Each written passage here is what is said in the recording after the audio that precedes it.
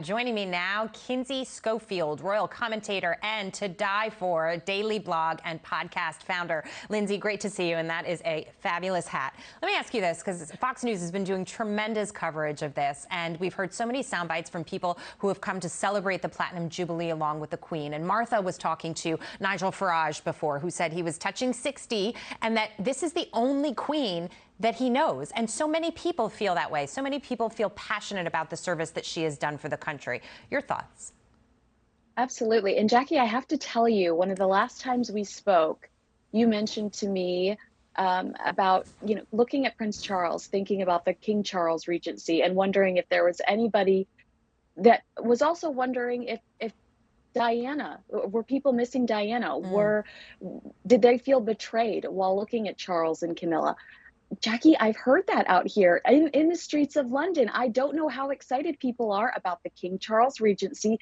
There is going to be so much distress and heartbreak when we lose Queen Elizabeth. Wow, that is really interesting. That is something I've always thought, and that is why I brought it up with you last time. So to hear that on the ground at this big event is interesting. And of course, the Daily Mail comparing Kate Middleton's outfit and her hat to the late Princess Diana when she was celebrating one of these big events as well. I sort of see these echoed sentiments between the Kate Diana thread. And so maybe it does bring up that narrative, which you told me might have been spun by Diana herself, that the Queen would skip Charles and just head straight to William.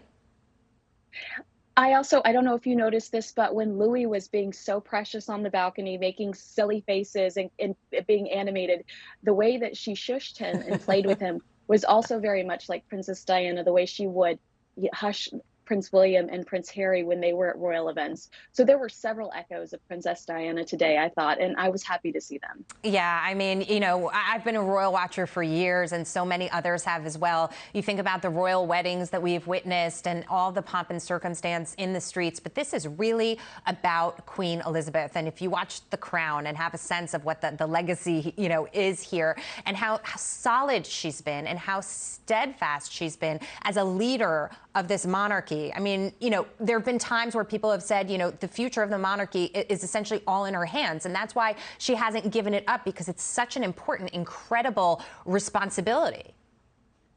It's not just that. I think that there is turmoil within her family, scandal with Andrew and Prince Harry and Meghan. They lob grenades from America at the royal family pretty regularly. So I think she's not comfortable giving it up because there's not peace within her family, and peace within her family equals strength for the crown, and it's just not there yet. So I think once she feels more comfortable with the family and that they're a unit, I wonder if she'd be more comfortable with letting Prince Charles, that regency, begin.